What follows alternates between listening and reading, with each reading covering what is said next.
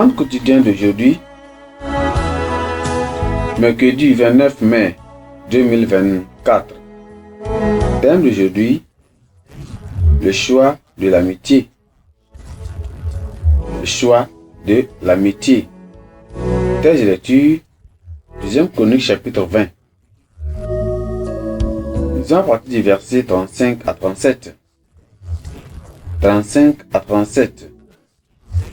Après cela, Josaphat, roi de Juda, s'associa avec le roi d'Israël, Achazia, dont la conduite était impie. Il s'associa avec lui pour construire des navires destinés à aller à Tarsis, et ils firent les navires à Eshon-Geber.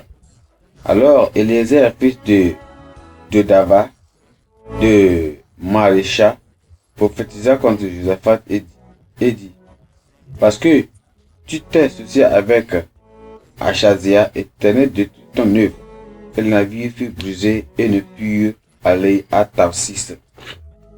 Amen.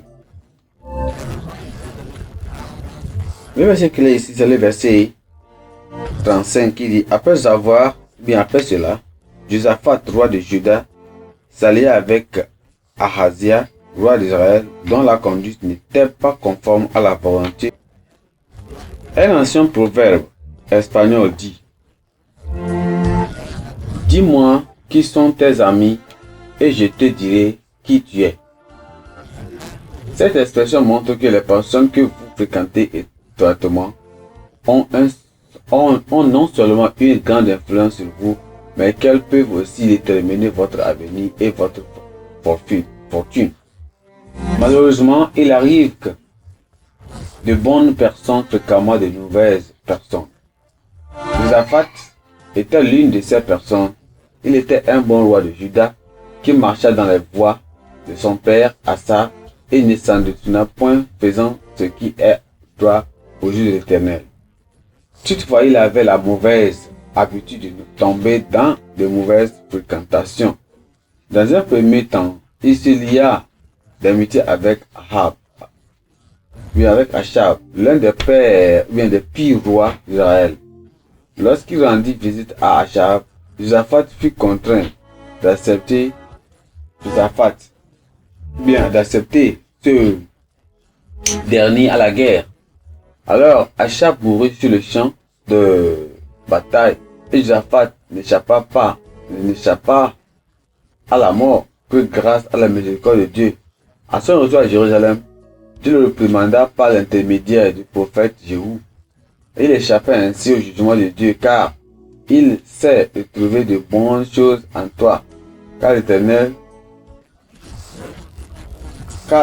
tu as fait disparaître des pays, les idoles, et tu les as appliqués à ton cœur à te chercher Dieu. Peu de temps après, Josaphat se lia à nouveau d'amitié avec Achazia, roi d'Israël.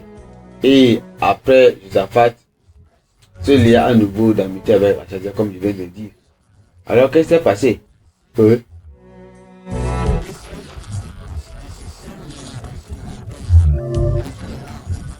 Cette fois, il était question d'un partenariat commercial pour la construction de navires. Mais cela déplaît à Dieu qui renvoya le prophète Eliezer avec. Certains chrétiens se comportent comme Josaphat et ont tendance à se mettre sous un joug qui n'était pas celui du Seigneur. Ce joug peut être une union avec les impies dans les affaires, le mariage ou l'amitié intime, risquant ainsi leur vie tant spirituelle et autrement. Si vous vous trouvez dans cette situation, vous devez aujourd'hui obéir à la parole de Dieu et faire ce que la Bible dit dans 2 Corinthiens chapitre 6, verset 17, que sortez du milieu d'eux et séparez-vous d'eux, et dit le Seigneur. Ignorez cet ordre et périsez. Ignorez cet ordre et périssez dans le péché du jour qui n'est pas celui du Seigneur est une folie qui finira par le prendre dans le temps et dans l'amitié et dans l'éternité. Pensez le jour, les chrétiens qui plaisent à se joindre aux impies ne s'en rendent pas compte. Pensez le jour, les chrétiens qui se plaignent à se joindre aux impies ne s'en rendent compte que lorsqu'il est trop tard. La Bible en un an. Michée chapitre 1 à 4.